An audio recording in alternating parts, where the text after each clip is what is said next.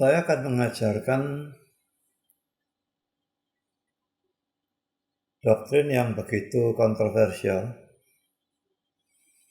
yaitu bahwa Allah itu dalam rencananya di dalam kekekalan sebelum segala sesuatu ada, Dia menentukan, menetapkan, merencanakan segala sesuatu dalam arti kata yang semutlak-mutlaknya. Tidak ada apapun yang bisa terjadi kalau itu tidak direncanakan oleh Allah. Jadi apakah itu sesuatu yang remeh? Apakah itu sesuatu yang kelihatannya kebetulan? Bahkan apakah itu sesuatu yang bersifat dosa? Semua itu tercakup dalam segala sesuatu ini. Dan doktrin ini menjadi sesuatu yang kontroversial. Kalau orang Armenian memang jelas tidak menerima doktrin ini. Tapi nanti argumentasinya saudara bisa gunakan menghadapi orang-orang Armenian, dan saya kepingin lihat siapa dari mereka yang bisa membantah. Tapi yang menjadi masalah terbesar adalah dalam kalangan orang-orang yang mengaku reform, khususnya Stephen Tong, Yakub Susabda, dan tidak tahu siapa lagi, mengaku reform tetapi tidak menerima doktrin ini, padahal doktrin ini jelas doktrin reform. Tidak pernah ada satupun ahli teologi reform yang menolak doktrin ini. Nah saudara, pertama-tama saya akan memberikan dasar Alkitab ya, bahwa segala sesuatu itu ada di dalam rencana Allah. Saya berikan singkat saja, tidak terlalu banyak, sebetulnya saya punya dasar sangat banyak. Jadi ayat Alkitab yang menunjukkan bahwa rencana Allah mencakup semuanya. Pertama adalah Mazmur 139 ayat 16. Di dalam kitabmu semuanya tertulis hari-hari yang akan dibentuk sebelum ada satu pun daripadanya. Kitab ini pasti menunjuk pada rencana ya. Saya tidak percaya dia betul-betul punya kitab ya. Saya saja pakai komputer, dia pakai kitab gimana. Ini pasti suatu yang sifatnya anthropomorphism. Allah digambarkan seakan-akan dia seperti manusia begitu. Dan orang zaman dulu pakai kitab, dia pakai kitab. Nah semuanya tertulis. Jadi dalam rencana Allah itu semua tertulis, hari-hari yang akan dibentuk sebelum ada satu hari pun. Belum ada. Jadi minus tak terhingga, belum ada apapun atau siapapun. Satu hari pun, bahkan satu detik pun belum ada. Semua sudah tertulis.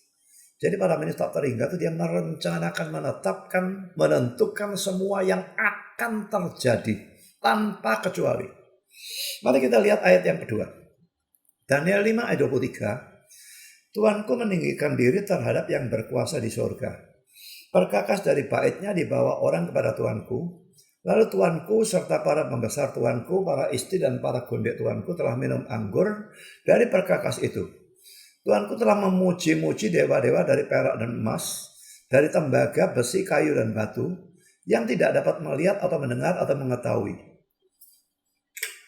Dan, perhatikan ini, tidak tuanku muliakan Allah yang menggenggam nafas tuanku, jadi menunjukkan mati hidupnya dia itu dalam tangan Tuhan itu ya, dan menentukan segala jalan tuanku. Apakah hanya raja ini saja yang segala jalannya ditentukan? Tentu saja tidak. Semua. Orang atau binatang atau malaikat atau setan atau apapun. Semua termasuk di sana. Saudara, saya sudah memberikan dasar Alkitab, biarpun hanya 2. Sekarang saya akan menunjukkan suatu dasar yang lain. Dan dasar ini menurut saya tidak akan bisa dibantah oleh siapapun. Dan kalau mau ngomong secara terang-terangan, saya mau sharing. Dasar yang satu ini begitu kuat. Dan ini yang mempertobatkan saya dulu. Sudah lulus, saudara, dari RTS. Sudah mengaku reform, tapi saya belum percaya doktrin penentuan segala sesuatu. Sampai saya debat dengan 2 orang. Dan dalam debat itu saya menang. Mereka percaya penentuan segala sesuatu, saya tidak percaya dan saya menang. Karena mereka bukan hamba Tuhan dan mereka tidak hafal ayat dan sebagainya, sehingga dalam argumentasi mereka tetap kalah. Dan saya katakan kepada mereka, kamu salah lah. Ya, nanti aku bentar lagi pulang, sampai di rumah aku akan pelajari dan aku akan berikan argumentasi lebih banyak lagi. Dan saya pulang rumah kira-kira jam 11 malam, saudara. Dan lalu saya belajar dan saya buka bukunya Loren Bettner yang berjudul Reformed Doctrine of Predestination. Nah, mula-mula saya lihat, wah, Allah mengizinkan sesuai dengan argumentasi saya tadi dengan dua orang itu. Wah, benar saya. Tapi terus saya baca, Loren Bettner menjelaskan apa itu mengizinkan. Mengizinkan bukan sekedar suatu izin. Lalu dia jelaskan terus. Ternyata yang diizinkan itu pun ditentukan. Dan lalu dia memberikan argumentasi ini tentang kemahatauan Allah. Saudara, pada waktu saudara membaca bahwa kemahatauan Allah atau menonton saat ini, kemahatauan Allah saya jadikan alasan bahwa Allah menentukan segala sesuatu. Jangan terlalu cepat berkata, loh, maha tahu itu cuma tahu, bukan menentukan. Jangan cepat-cepat ngomong sebelum saya jelaskan, saudara ya. Saya tahu kalau maha tahu itu cuma tahu. Itu tidak berarti dia menentukan. Tapi argumentasi yang disusun terus, saya akan melihat bahwa ternyata dari kemahatauan Allah tidak terhindarkan. Dia menentukan segala sesuatu. Saudara, ini yang akan saya bahas di sini. Bahwa rencana Allah berhubungan dengan segala sesuatu. Atau bahwa Allah telah menetapkan atau menentukan segala sesuatu. Juga bisa terlihat dari kemahatauan Allah. Dan dalam debat dengan Andrew Liao di Jakarta, entah tahun berapa itu, saya gunakan argumentasi satu ini.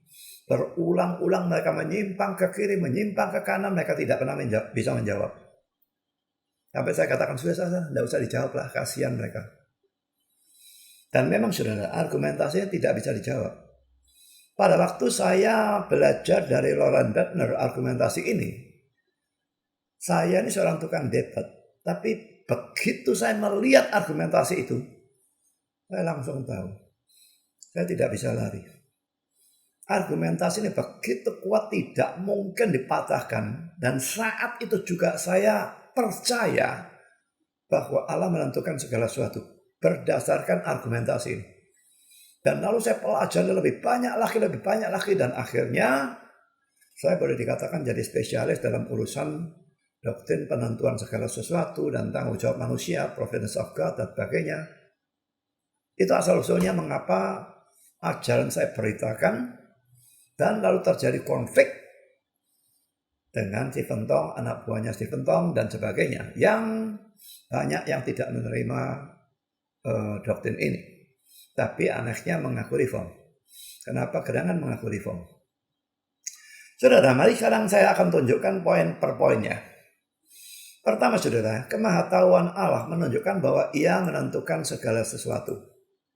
Hanya ini saja poin A-nya ya. Nanti poin B-nya tidak saya jelaskan. Karena memang bukan topik yang ingin saya jelaskan sekarang. Nah, sekarang saya berikan penjelasan tentang hal ini ya. Kemahatauan Allah menunjukkan bahwa ia menentukan segala sesuatu. Memang kalau cuma maha tahu ya cuma tahu, tidak menentukan. Tapi jangan terlalu cepat menyimpulkan. Lihat penjelasannya dulu ya. Pertama, bayangkan suatu saat.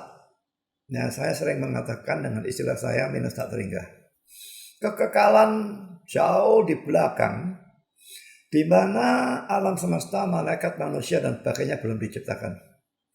Belum ada apapun atau siapapun. Yang ada hanyalah Allah sendiri. Dan ingat saudara ya, ini adalah sesuatu yang alkitabiah. Karena Alkitab memang jelas mengatakan atau mengajarkan bahwa Allah adalah pencipta segala sesuatu. Kejadian 1, hari pertama, hari kedua sudah bisa melihat. Dia menciptakan segala sesuatu. Memang tidak dituliskan ada penciptaan malaikat dan sebagainya. Tapi pasti malaikat tidak mungkin ada dengan sendirinya. Dia tidak mungkin ada dengan sendirinya. Dia tetap makhluk ciptaan. Juga kalau kita lihat Yohanes 1 ayat 1-3 ini, mari kita lihat ya.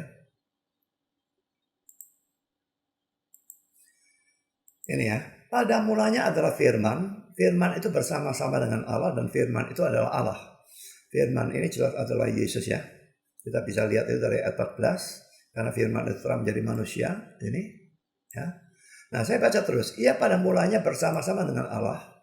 Segala sesuatu dijadikan oleh dia. Dan tanpa dia tidak ada suatu pun yang telah jadi dari segala yang telah dijadikan. Jadi pertama-tama ayat ini mengatakan secara positif. Segala sesuatu itu mutlak ya. Dijadikan oleh dia. Lalu menyatakannya secara negatif. Tanpa dia tidak ada suatu pun yang telah jadi. Dan yang bisa ada gitu ya. Dari segala yang telah dijadikan. Jadi malaikat, setan, alam semesta, apa saja semuanya di luar Allah semua dicipta. Dan Allah yang mencipta. Dan karena Yesus adalah Allah, maka Yohanes 1:1-3 menunjukkan dia sebagai pencipta segala sesuatu. Tidak ada yang terkecuali. Jadi saudara, saya ajak saudara bayangkan suatu saat tak terhingga di mana hanya ada Allah sendiri. Ini sesuatu yang jelas-jelas alkitabiah. Jadi memang pasti ada saat di mana belum ada apapun atau siapapun kecuali Allah sendiri. Semua manusia yang waras, yang percaya Alkitab adalah firman Allah dan percaya otoritas Alkitab harus setuju hal ini. Tidak bisa tidak. Sekarang kita masuk dalam poin yang kedua. Pada saat itu, karena Allah itu maha tahu, 1 Samuel 2 ayat 3, maka dia sudah mengetahui segala sesuatu. Dan segala sesuatu ini dalam arti kata yang mutlak tanpa perkecualian apapun. Dia sudah mengetahui segala sesuatu yang akan terjadi. Ingat ya, saya tidak bicara apa yang tidak akan terjadi. Dia juga tahu apa yang tidak akan terjadi. Atau apa yang seandainya terjadi. Ya, tapi tidak terjadi. Dia juga tahu. Tapi ingat, bukan itu yang saya bicarakan. Saya bicarakan dia sudah tahu segala sesuatu dalam arti kata yang mutlak. Tanpa perkecualian apapun yang akan terjadi. Dan karena ini mutlak, ini termasuk hal-hal yang sifatnya kebetulan. Termasuk hal yang remeh. Debu beterbangan dan sebagainya. Termasuk dosa. Karena ini mutlak. Ya. Nah saudara, semua manusia yang waras dan tunduk pada Alkitab juga harus menyetujui hal ini. Jadi saudara jawab untuk diri saudara sendiri secara bertahap ya. Poin pertama ini saudara setuju atau tidak? Ya atau tidak? Jawab dulu. Ya. Baru lanjut pada poin kedua. Lalu poin kedua ini saudara jawab.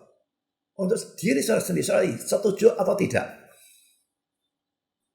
Kalau saudara tidak setuju terus terang, atau saudara tidak waras, atau saudara tidak alkitabiah. Tidak waras dalam arti saudara tidak punya logika. Kalau Allah itu maha tahu, dia sudah tahu segala sesuatu. Dalam arti kata yang semutlak-mutlaknya. Allah maha tahu, ada ayatnya dan ada banyak sebetulnya. Saya kira saya tidak usah bacakan di sini. Jadi kalau dia maha tahu, dia tahu segala sesuatu yang akan terjadi dan itu mutlak tanpa perkecualian apapun. Sampai di sini sudah menjawab ya? Setuju?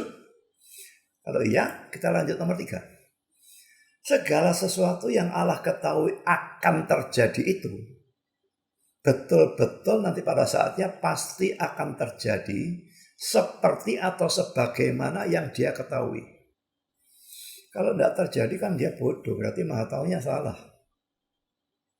Jadi lagi-lagi saudara, di sini semua manusia yang waras, yang punya akal sehat, yang alkitabiah, yang tunduk pada Alkitab, harus setuju dengan poin ini.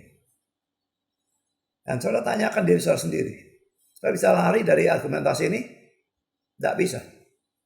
Harus setuju, ya. Apa yang Allah ketahui pada minus tak terhingga itu pasti akan terjadi persis seperti atau sebagaimana yang dia tahu. Tidak ada meleset, tidak ada berbeda sedikit pun, tidak ada. Sekarang kita masuk nomor 4. Dengan kata lain, pada minus tak terhingga itu, pada waktu belum ada apa-apa itu ya, hanya ada Allah. Segala sesuatu sudah tertentu. Kalau segala sesuatu itu harus terjadi, pasti akan terjadi seperti yang Allah tahu. Berarti segala sesuatu itu sudah tertentu pada saat itu. Perhatikan ya. Saya tidak menggunakan atau belum menggunakan kata ditentukan. Tapi tertentu. Bisa tahu bedanya? Kalau segala sesuatu itu sudah harus terjadi pada saat itu, maka segala sesuatu itu sudah tertentu. Tidak bisa tidak terjadi. Jadi tertentu. Lagi-lagi saudara, semua orang yang waras harus menyetujui hal ini. Yang punya logika, akal sehat, yang tunduk pada Alkitab harus menyetujui hal ini. Sekarang saya tanya saudara, saudara berkata ya atau tidak? Kalau tidak, saudara atau tidak punya akal sehat, atau saudara bukan orang yang tunduk pada Alkitab. Sekarang poin yang kelima, kalau pada minus tak terhingga itu segala sesuatu yang akan terjadi sudah tertentu, maka pasti ada yang menentukan segala sesuatu itu ya. Poin 4 sudah tertentu. Kok bisa sudah tertentu? Mesti ada yang menentukan, maka menjadi tertentu. Karena tidak mungkin hal-hal itu menentukan dirinya sendiri. Hal-hal itu belum ada kan? Ini minus tak terhingga loh ya. Belum ada semua. Bagaimana mereka menentukan, mereka sendiri belum ada. Dan menentukan diri sendiri itu mustahil. Pasti ada yang menentukan. Nah sekarang saya tanya saudara. Siapa yang menentukan pada saat itu? Ingat ini bicara minus tak terhingga. Pada saat tidak ada apapun atau siapapun kecuali Allah. Karena pada saat itu hanya ada Allah sendiri. Maka tidak terhindar saudara. Jelas bahwa dialah yang menentukan segala sesuatu itu sehingga segala sesuatu bisa tertentu. Dan ini argumentasinya makanya. Dari Maha Tahu kok bisa menentukan segala sesuatu. Coba bantah, saya ingin tahu. Nah siapapun yang tidak menyetujui poin kelima ini harus memberikan jawaban alternatif terhadap pertanyaan ini. Bagaimana mungkin pada minus tak terhingga segala sesuatu sudah tertentu? Pada satu belum ada apapun atau siapapun. Lalu bagaimana segala sesuatu sudah tertentu? Jangan lari dari pertanyaan ini ya. Stephen Liao, Andrew Liao, wah lari terus. Allah tidak menentukan. Saya tidak tanya. Saya tanya bagaimana mungkin pada minus tak terhingga segala sesuatu sudah tertentu. Jawab lari ke sini, lari ke sana, tidak pernah jawab pertanyaan ini. Kalau saudara sudah percaya doktrin ini dan saudara mau berargumentasi dengan orang lain, jangan biarkan dia lari dari pertanyaan ini. Bagaimana mungkin pada minus tak terhingga segala sesuatu sudah tertentu? Suruh jawab. Ya, saya jawab menurut jawaban reform. Allah menentukan. Kalau tidak setuju, berikan jawaban alternatif terhadap pertanyaan ini. Bagaimana mungkin pada minus tak terhingga segala sesuatu sudah tertentu? Jangan lari dari pertanyaan ini saudara. Kalau saudara memang mau tahu kebenaran apakah doktrin ini benar atau tidak, jangan lari dari pertanyaan ini. Jangan berbelok kemanapun. Jawab pertanyaan ini. Nah, kalau dia tidak bisa memberikan jawaban alternatif, maka dia harusnya menerima jawaban saya. Segala sesuatu sudah tertentu pada minus tak terhingga karena Allah menentukannya. Tidak setuju, berikan jawaban alternatif. Kalau tidak bisa jawaban alternatif, maka harus setuju. Itu logikanya. Ya. Sekarang saudara, saya akan kutip kata-kata dari Loren Bentner. Kan saya tadi katakan saya bertobat dari tidak percaya doktrin ini menjadi percaya gara-gara bukunya Loren Bentner. Sebetulnya yang memberikan argumentasi seperti ini bukan hanya dia. Tapi saya pertama tahu dari dia. Maka saya berikan kutipan dari dia, juga kata-kata dia dalam hal ini sangat bagus ya. Ini kutipan pertama dari buku dari Reformed Doctrine of Predestination halaman 45. Ketertentuan atau kepastian ini tidak bisa mempunyai dasar apapun di luar pikiran ilahi. Alasannya karena dalam kekekalan tidak ada apapun yang lain yang ada. Bagaimana bisa tertentu? Yang menentukan itu siapa? Ingat, pada saat itu minus tak teringga. Belum ada apapun atau siapapun. Kalau bukan pikiran ilahi atau Allah sendiri yang menentukan, siapa yang menentukan? Tidak ada siapapun kok. Apa yang menentukan? Tidak ada apapun kok. Saya lanjutkan dengan kutipan yang kedua. Dari halaman 44. Kecuali Arminianisme menyangkal atau menolak pengetahuan lebih dulu dari Allah. Ia tidak mempunyai pertahanan di depan kekonsistenan yang logis dari Calvinisme. Memang saudara ya, satu-satunya cara mematahkan argumentasi ini adalah menyangkal kemahatauan Allah. Dan itu dilakukan oleh satu kelompok sesat yang namanya Socinianisme. Ajarannya namanya Socinianisme. Tahu mereka, tidak bisa lari dari argumentasi ini. Lalu mereka menyangkal kalau Allah itu tahu. Mereka menyangkal Allah Maha tahu. Nah tentu saja ini lebih gila lagi jadinya. Kenapa tidak lebih baik menerima doktrin ini? Mereka anggap doktrin ini lebih sesat dari kalau mereka akui Allah tidak Maha tahu. Itu konyolnya. Jadi Arminianisme ini cuma tinggal milih. Siapapun yang non-reform yang tidak setuju doktrin ini cuma tinggal pilih. Mereka mau buang kemahatauan Allah, mereka tidak percaya kemahatauan Allah, atau mereka terima doktrin ini. Tidak, saya lanjutkan ya. Karena pengetahuan lebih dulu secara tidak langsung menunjuk pada kepastian. Pengetahuan lebih dulu, semua yang akan terjadi dia tahu, menunjuk pada kepastian. Saya katakan tertentu tadi itu ya. Dan kepastian secara tidak langsung menunjuk pada penetapan lebih dulu. Kalau tertentu mesti ditentukan. Dan tidak ada siapapun yang lain. Hanya ada Allah yang mesti dia yang menentukan. Tidak bisa lain. Jadi siapapun yang Arminian yang menolak doktrin ini. Siapapun orang yang mengaku reform tapi menolak doktrin ini. Tolong jangan ngomong yang lain-lain. Argumentasi ini saja jawab. Allah tahu segala sesuatu yang akan terjadi pada minus tak teringga. Dan karena dia tahu semua itu harus terjadi. Kalau harus terjadi maka semua itu tertentu. Kalau tertentu mesti ada yang menentukan. Siapa yang menentukan?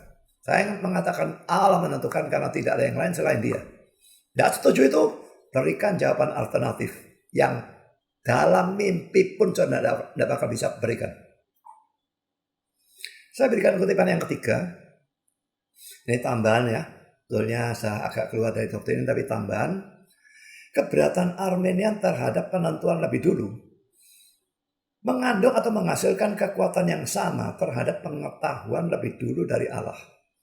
Jadi saudara, orang yang menolak penentuan lebih dulu, foreordination bahasa Inggrisnya, itu mengandung atau menghasilkan kekuatan yang sama terhadap pengetahuan lebih dulu atau foreknowledge. Jadi orang yang menolak penentuan lebih dulu seharusnya juga menolak foreknowledge. Harus menolak Allah Maha tahu. Apa yang Allah, ini alasannya dia, apa yang Allah ketahui lebih dulu, pastilah sama tertentunya dan pastinya seperti apa yang ditentukan lebih dulu. Coba pikir baik-baik ya, renungkan kata-kata ini, benar apa enggak? Apa yang dia tahu pada minus tak teringga itu akan terjadi. Sama tertentunya dan sama pastinya. Dengan kalau dia menentukan pada minus tak teringga semua itu terjadi. Dia tahu itu pasti terjadi, saudara. Sekarang enggak usah ngomong yang minus tak teringga. Saya berikan contoh, Yesus memastikan Petrus menyangkal dia. 3 kali ayam berkokok, belum ayam berkokok kamu sudah nyangkal 3 kali. Petrusnya tidak mau bagaimanapun. Yesus tahu itu akan terjadi. Bagaimanapun Petrus menolak untuk menyangkal. Akhirnya terjadi. Yesus tahu dengan pasti itu akan terjadi. Sama dengan dia menentukan bahwa itu terjadi. Jadi kalau penentuannya ditolak, pengetahuannya harus ditolak juga. Ya. Dan jika yang satu tidak konsisten dengan kebebasan manusia atau free will, ini dewanya Arminian ya. Yang lain juga demikian. Jadi kalau penentuan segala sesuatu dianggap bertentangan dengan free will, maka pengetahuan akan segala sesuatu sama juga.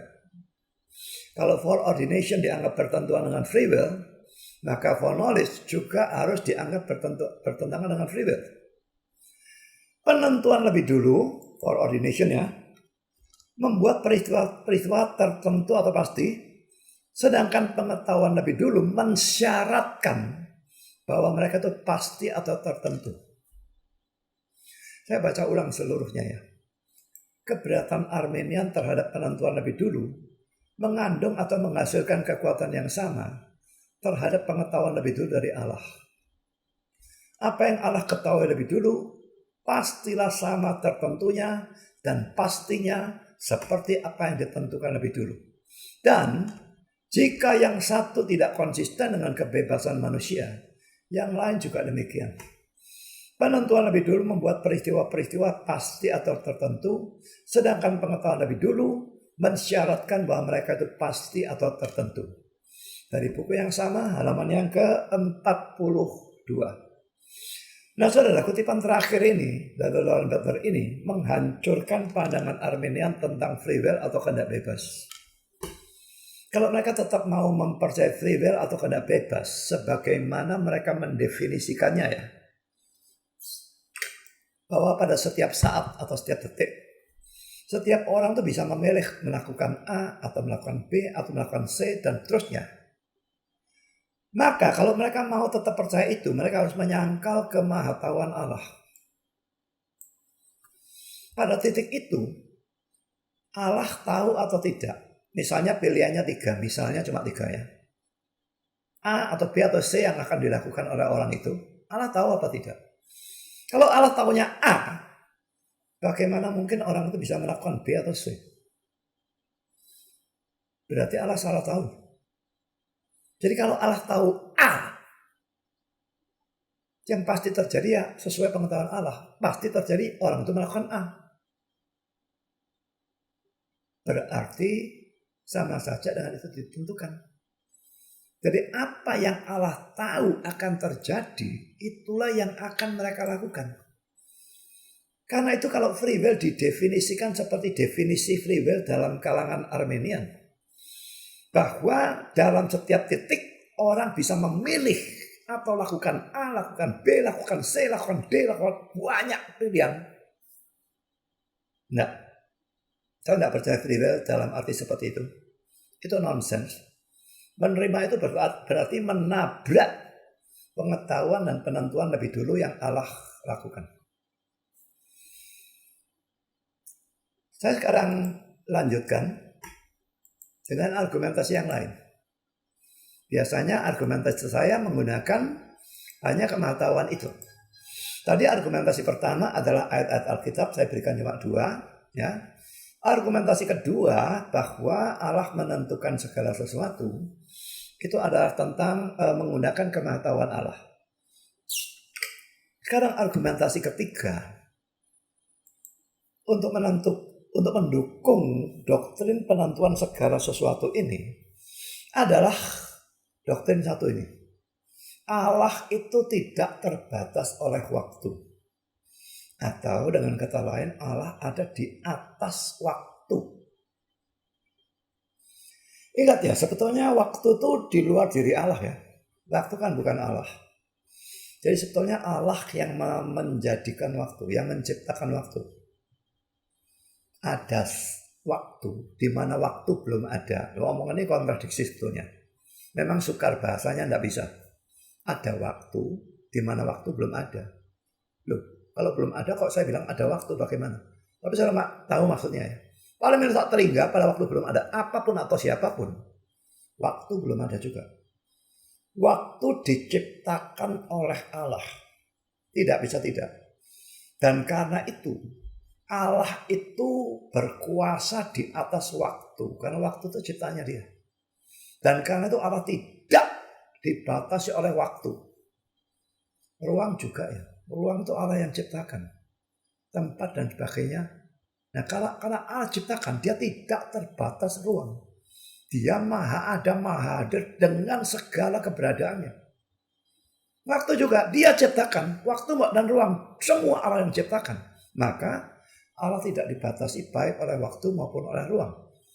Nah sekarang saya tidak peduli dengan ruang. Saya peduli dengan waktu. Allah tidak terbatas oleh waktu. Allah ada di atas waktu. Nah ini menjadi dasar saya untuk mendukung ajaran bahwa rencana atau ketetapan Allah, penentuan Allah itu mencakup segala sesuatu. Dia tidak terbatas oleh waktu atau dia ada di atas waktu. Mari kita melihat kata-kata Calvin ya. Saya ambil dari institusionya, ini ada alamatnya. Pada waktu kami menganggap bahwa Allah mempunyai pra-pengetahuan. Kami memaksudkan bahwa segala sesuatu selalu ada. Dia menggunakan were dalam, kalau diterjemahkan dalam bahasa Inggris ya, bentuk lampau ya. Dan selalu tetap di bawah matanya. Sehingga bagi pengetahuannya di sana tidak ada akan datang atau lampau, tapi segala sesuatu adalah present. Ini karena dia ada di atas waktu, saudara. Bagi kita ini tidak bisa dibayangkan karena kita adalah makhluk ciptaan dan kita dibatasi oleh waktu. Bagi kita kemarin dan terusnya, kemarin dulu, kemarin minggu lalu, dan bahkan itu waktu lampau. I was kalau mau bicara dalam bahasa Inggris. Yang sekarang ini present. I am preaching. Ya. Yang akan datang, I will buy, I will preach. Ya, akan datang. Bagi Allah tidak ada seperti itu. I was, I am, I will be. Tidak. Semuanya present. I am. Nanti saya akan tunjukkan ayatnya. Dan mereka adalah present dengan cara sedemikian rupa. Sehingga ia bukan hanya mengerti mereka melalui gagasan. Seperti kita mempunyai di hadapan kita hal-hal itu yang diingat oleh pikiran kita. Tapi ia betul-betul memandang mereka dan mengenali mereka sebagai hal-hal yang ditempatkan di hadapannya. Dan pra-pengetahuan ini diperluas melalui alam semesta pada setiap makhluk ciptaan. Kata-katanya ruwet mungkin. Ya. Tapi pokoknya poinnya, dia tidak dibatasi waktu. Tidak ada waktu akan datang, tidak ada waktu lampau. Bagi dia semua itu present. Karena semua present, semua itu betul-betul ada di hadapan dia. Bukan akan ada. Betul-betul ada di hadapan dia. Nah mari saya akan memberikan ayat-ayatnya.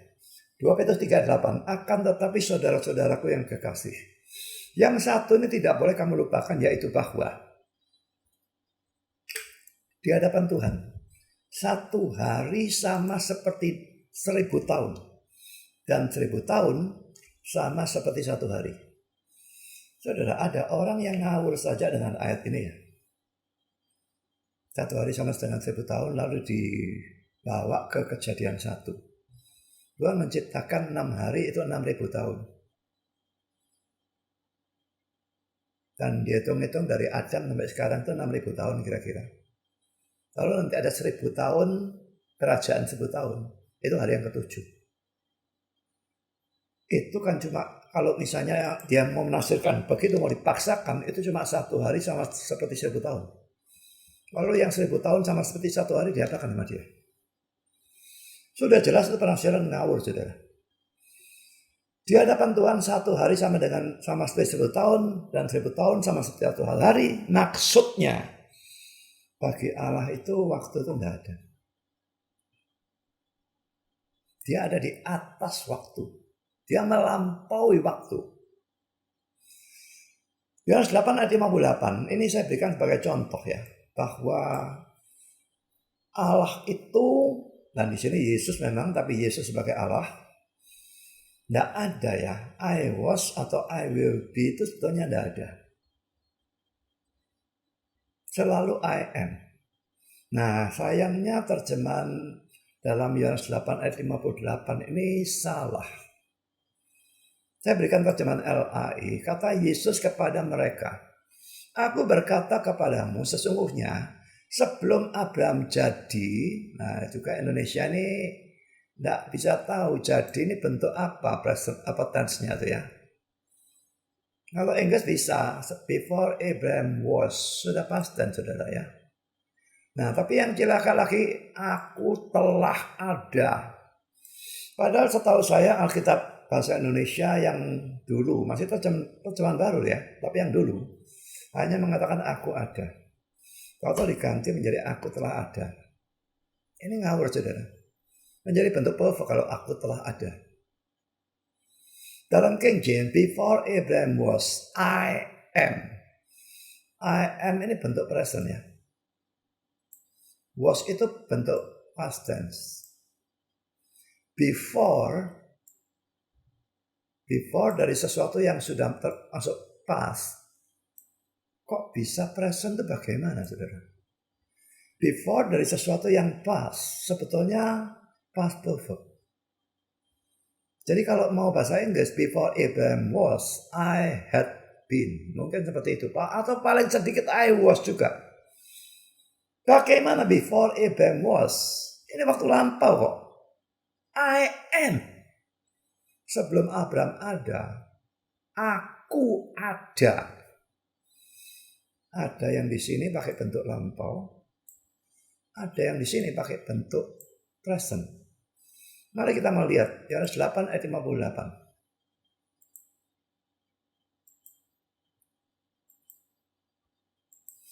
Enaknya bisa khotbah di rumah pakai Bible book, saya bisa membuktikan. Ya.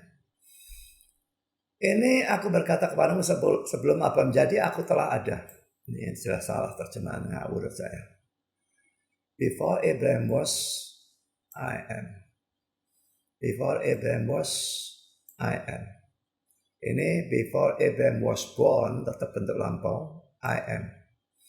Before Abraham was born, I am. Semua saudara ya. Ini was born, ini was born, ini was. Tapi I am-nya semua sama. I am. Ini before Abraham's coming. Saya tidak ngerti kenapa dia pakai begini terjemahannya. Tapi yang jelas I am. Mari sekarang kita melihat ya. Ini yang to become ya. Jadi bisa to be juga. Makanya ada yang menerjemahkan was. Ada yang menerjemahkan jadi. Seperti terjemahan Indonesia. Ya. Kata ginomai. Kata dasarnya ya. Itu bisa to become atau to be. Perhatikan bagian bawah. Atau perhatikan di sini saja. Eris. Kanan atas ya. Saya tidak terlalu pedulikan yang lain selain verb, kata kerja, eris. Eris itu bentuk lampau.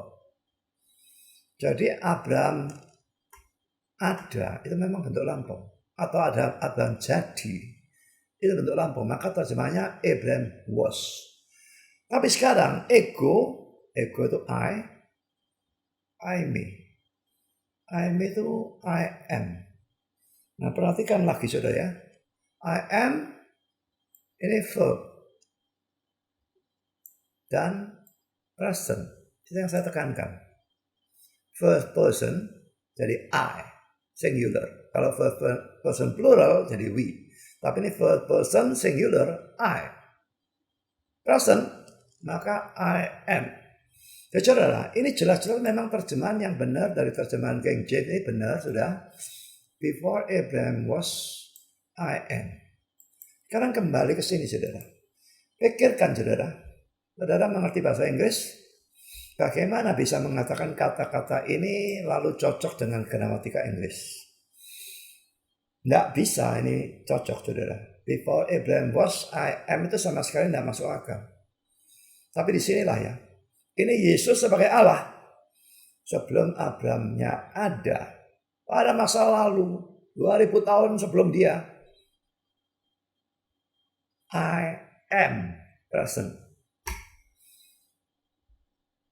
Mestinya lampau itu. Tapi bagi dia sebagai Allah. Waktu itu di bawah dia. Tidak ada waktu lampau. Tidak ada waktu yang akan datang. Selalu waktunya present. Seluruhnya itu ada di bawah dia. Sekarang mari kita lanjutkan dengan kata-kata William J. Tishat, seorang ahli teologi dan penafsir reform. Untuk pikiran ilahi, dalam kenyataannya tidak ada kejadian atau peristiwa yang akan datang. Future itu tidak ada, saudara. Karena semua peristiwa atau kejadian adalah serempak. Berdasarkan kekhasan dalam pemikiran atau pengertian dari makhluk kekal. Kata makhluk ini saya tidak tahu mesti menerjemahkan apa, saudara. Di sini bahasa Inggrisnya menggunakan kata being ya. Being itu dalam filsafat dikontraskan dengan becoming. Semua di luar Allah itu becoming karena semua berubah. Tapi Allah saja yang layak disebut being. Nah, saya tidak bisa menerjemahkan. Saya terjemahkan makhluk. Makhluk itu creature, ada kata create, berarti dia makhluk ciptaan. Tidak cocok, tapi saya terpaksa. Cuma saudara ngerti yang dimaksudkan adalah eternal atau uneternal being. Ya. Jadi saya ulang, berdasarkan kekhasan dari pemikiran atau pengertian dari makhluk kekal, untuk mana tidak ada urut-urutan di dalamnya. Urut-urutan waktu itu tidak ada. Semua peristiwa bersifat present atau sekarang baginya. Dan karenanya tentu saja semuanya merupakan peristiwa yang pasti. Jadi pada waktu di minus tak terhingga itu saudara. Bagi Allah semua yang akan datang itu sudah present. Present itu sudah ada. Sudah terjadi. Karena dia melampaui waktu. Di atas waktu. Yang future itu pun present bagi dia. Adam jatuh ke dalam dosa itu future, tapi bagi dia present. Present berarti faktanya sudah ada di depan dia. Mana bisa tidak ditentukan tuh bagaimana, tidak tertentu tuh bagaimana. Jadi ini argumentasi kedua memang agak sukar untuk dimengerti karena kita sebagai makhluk yang ada di bawah waktu, ada di dalam waktu, terbatas oleh waktu. Tidak bisa membayangkan Allah di atas waktu, tidak terbatas waktu itu bagaimana. Tapi sedikitnya saya sudah memberikan penjelasan dari kata-kata ini dan sebagainya. Saya lanjutkan saudara. Kata-kata Loren Bentner lagi. Banyak kesukaran berkenaan dengan doktrin predestinasi disebabkan oleh sifat terbatas dari pikiran kita. Yang hanya bisa menjangkau beberapa detail pada satu saat. Dan yang mengerti hanya sebagian dari hubungan antara detail-detail itu. Kita adalah makhluk dari waktu. Dan seringkali melupakan fakta bahwa Allah tidak terbatas seperti kita dalam urusan waktu. Apa yang kelihatan bagi kita sebagai lampau, sekarang, dan akan datang, semuanya adalah sekarang bagi pikiran Allah. Itu adalah sekarang yang kekal. Ia adalah yang tinggi dan mulia, yang mendiami kekekalan. Yesaya 57 ayat 15. 1000 hari dalam pandanganmu adalah seperti kemarin. Pada waktu itu berlalu dan seperti suatu giliran jaga pada malam hari. Mazmur 90 ayat 4. Karena itu, peristiwa-peristiwa yang kita lihat terjadi dalam waktu hanyalah merupakan peristiwa-peristiwa yang telah ia tetapkan dan tentukan di hadapannya dari kekekalan. Waktu adalah milik atau sifat dari ciptaan yang terbatas dan terpisah dari Allah. Ia ada di atasnya dan melihatnya, tetapi tidak dikuasai atau diatur olehnya. Ia juga tidak tergantung pada tempat yang merupakan milik atau sifat yang lain dari ciptaan yang terbatas. Ini tadi saya bicara tentang ruang itu ya. Sama seperti ia melihat dalam sekali pandang jalanan dari New York ke San Francisco. Saya tidak tahu berapa ribu kilometer ini ya. Sementara kita melihat hanya sebagian kecil darinya pada waktu kita melewatinya. Kita naik mobil atau bahkan naik pesawat, kita hanya melihat sebagian kecil. Ya. Tapi Allah langsung lihat seluruhnya, bahkan seluruh dunia, bukan cuma dari New York ke San Francisco ya. Sementara kita melihat hanya sebagian kecil darinya pada waktu kita melewatinya. Demikian pula ia melihat semua peristiwa-peristiwa dalam sejarah, lampau, sekarang, dan yang akan datang dalam satu kali pandang. Nah, kalau semua yang akan datang itu sudah dilihat oleh dia, sudah ada dalam pikiran Allah, sudah ada. Dia melihat sudah ada. Bukan future, present itu. Bagaimana bisa tidak ditentukan? Bagaimana lalu terjadi bukan itu? Lucu, pikiran dia salah begitu. Lanjutkan sudah ya. Pada waktu kita menyadari bahwa proses lengkap dari sejarah ada di depannya sebagai sekarang yang kekal, dan bahwa ia adalah pencipta dari semua keberadaan yang terbatas, doktrin predestinasi sedikitnya menjadi doktrin yang lebih mudah. Lagi-lagi dari buku yang sama dari Ron Butner, Reform Doctrine of Predestination, halaman 44 dan 45. Saudara, Yesaya 57:15 dan Mazmur 94 di atas dikutip dan diterjemahkan dari King James. Kalau dalam terjemahan kita seperti ini, sebab beginilah, Yesaya 57:15 ya. Sebab beginilah firman yang maha tinggi dan yang maha mulia yang bersemayam untuk selamanya. Anda tidak usah baca terus dalam King James. Karena demikianlah kata yang tinggi dan mulia yang mendiami kekekalan. That inhabited eternity.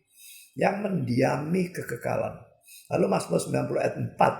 Sebab di matamu 1000 tahun sama seperti hari kemarin, apabila berlalu atas dari suatu giliran jaga di waktu malam. Saya percaya bahwa ayat ini juga yang dikutip dalam 2 Petrus 3 ayat yang ke-8 tadi. 1000 tahun adalah 1 hari dan 1 hari adalah 1000 tahun. Ya. Jadi ini 3 argumentasi yang saya berikan untuk mendukung pandangan yang saya percayai dan Reform percaya dan ajarkan, bahwa Allah menetapkan, menentukan, merencanakan segala sesuatu dalam arti kata yang mutlak, termasuk hal-hal yang kebetulan, termasuk hal-hal yang remeh atau kecil, termasuk dosa. Untuk hal yang kebetulan, remeh, dosa nanti saya berikan khotbah tersendiri. Sekarang ini segala sesuatu tapi sudah mencakup semuanya itu sebetulnya ya. Tapi nanti saya bahas detailnya. Penentuan hal-hal yang kelihatannya kebetulan, penentuan hal-hal yang kelihatannya remeh. Masa Allah nganggo tentukan hal yang remeh? Gitu ya, argumentasinya orang seperti itu.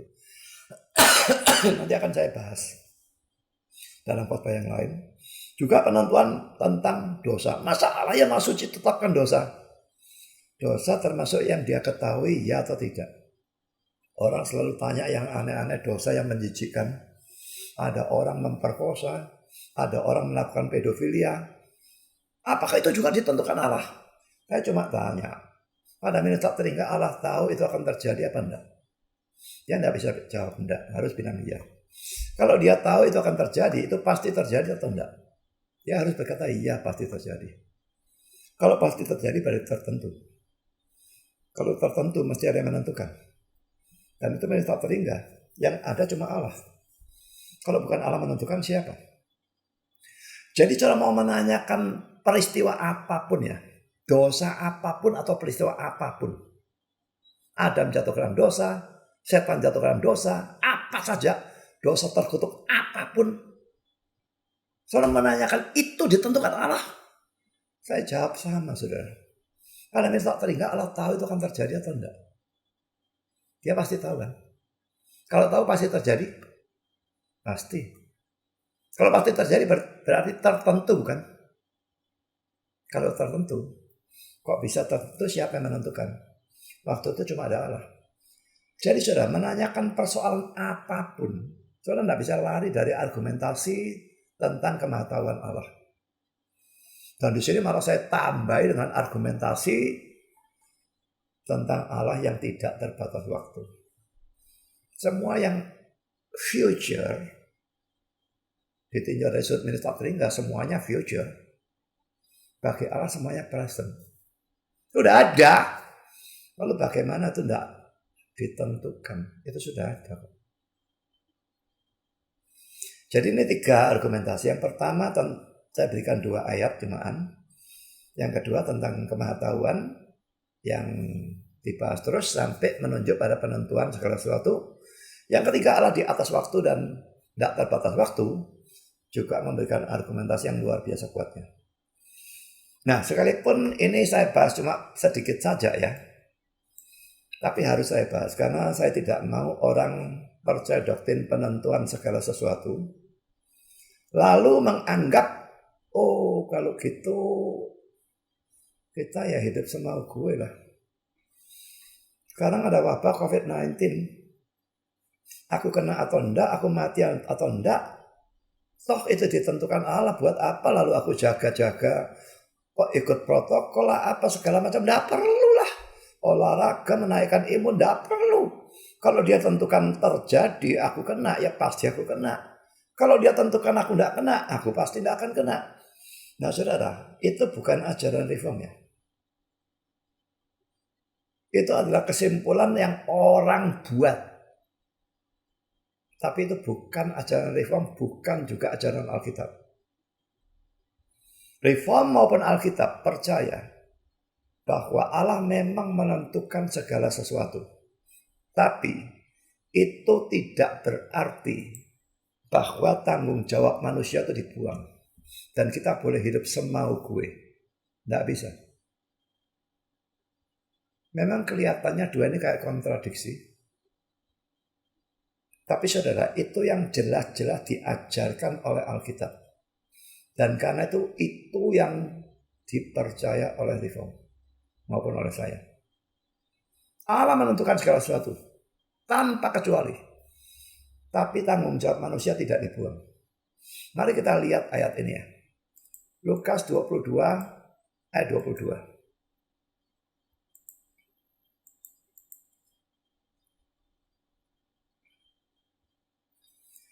Sebab anak manusia memang akan pergi seperti yang telah ditetapkan. Ditetapkan saudara. Pengkhianatan Yudas itu ditetapkan. Jadi Yesus akan pergi, akan mati dan sebagainya dengan cara seperti yang telah ditetapkan. Jadi Yudas mengkhianati Yesus itu ditetapkan saudara pada minus tak teringga. Akan tetapi celakalah orang yang olehnya dia diserahkan. Jadi saudara, sekalipun semua ditetapkan, tapi tetap pada waktu orang itu berbuat sesuatu yang salah, seperti di sini mengkhianati Yesus, menjual Yesus, dia tetap bertanggung jawab. Jadi orang-orang reform, sekalipun percaya penetapan Tuhan, tidak berarti boleh hidup semaunya. Kalau hidup semaunya itu yang menjadi hyper Calvinis. Nah itu dituduhkan saya hyper Calvinis. Karena saya percaya segala sesuatu ditetapkan. Segala sesuatu ditetapkan itu ajaran Calvinis. Bukan Calvinisme, bukan hyper Calvinisme. Itu ajaran reform. Bukan hyper reform. Tapi kalau tanggung jawabnya dibuang, itu menjadi hyper Calvinis. Jadi kalau saudara percaya penentuan Allah, lalu saudara, sudahlah. Kesehatan tidak usah dijaga. Besok makan apa? Toh Tuhan tetapkan kalau aku harus kelaparan ya aku kelaparan, kalau aku harus mati kelaparan ya harus mati kelaparan, kalau dia tetapkan aku ada makanan banyak, aku ya ada makanan banyak. Jadi uang sekarang habiskan saja, besok kan urusannya Tuhan. Tuhan sudah menetapkan. Nah saudara, ini konyol ya. Reform tidak membuang tanggung jawab manusia. Jadi ingat saudara ya, dua tonggak ini. Di satu sisi kedaulatan Allah yang menentukan segala sesuatu. Di sisi lain manusia tetap bertanggung jawab melakukan yang terbaik. Kalau tidak dia lakukan dia berdosa. Dua-dua itu kita sebagai orang Reform percaya. Kalau Arminian, bagian yang pertama dibuang. Penentuan segala sesuatu kedaulatan Allahnya dibuang. Dia hanya menekankan tanggung jawab manusia. Kalau Hyper Calvinisme, sebaliknya. Tanggung jawab manusia dibuang. Dia percaya Allah menentukan segala sesuatu, manusia boleh hidup sak sukanya. Orang Hyper Calvinis itu dalam arti sesungguhnya tidak pernah bisa hidup. Dia seharusnya kalau nyebrang jalan dia tutup mata. Nyetir sepeda motor atau mobil dia juga tutup mata atau noleh ke belakang. Kalau Tuhan tetapkan kecelakaan pasti kecelakaan. Kalau Tuhan tetapkan tidak kecelakaan pasti tidak kecelakaan. Jadi nggak mungkin sudah hidup seperti itu, dia tidak ada kemungkinan. Jadi Hyper Calvinis itu hanya ada dalam teori. Dalam praktek tidak ada orang bisa mempraktekkan Hyper Calvinisme secara konsisten. Kecuali kalau kadang-kadang dia bersikap Hyper Calvinis, tetapi dalam hal-hal yang lain tidak. Nah itu pilih-pilih, sakal PDW lain cerita. Tapi sudah yang jelas sebetulnya Reform di tengah-tengah dari dua ekstrem ini, yaitu Arminian yang membuang kedaulatan Allah, penentuan segala sesuatu, dan Hyper Calvinisme yang membuang tanggung jawab manusia. Sebetulnya dua ekstrem ini punya cara berpikir yang sama. Mereka melihat bahwa dua hal ini, yaitu yang pertama kedaulatan Allah yang menentukan segala sesuatu, dan kedua, manusia tetap bertanggung jawab melakukan yang terbaik, kalau tidak dia berdosa. Itu kelihatannya tidak cocok. Dan yang Arminian membuang yang pertama. Yang Hyper Calvinis membuang yang kedua. Nah Reform bukannya tidak melihat bahwa keduanya ini kelihatannya tidak cocok. Tapi mereka melihat, seperti dalam ayat yang baru saya berikan ini, Lukas 22 ini. Alkitab secara jelas mengajarkan keduanya. Dan karena itu Reform tidak peduli keduanya kelihatannya tidak cocok. Diterima dua-dua. Jadi satu sisi kedaulatan Allah yang menentukan segala sesuatu tanpa kecuali. Di sisi lain manusia tetap harus hidup bertanggung jawab. Kalau tidak dia berdosa dan dia dihukum. Sampai di sini pelajarannya.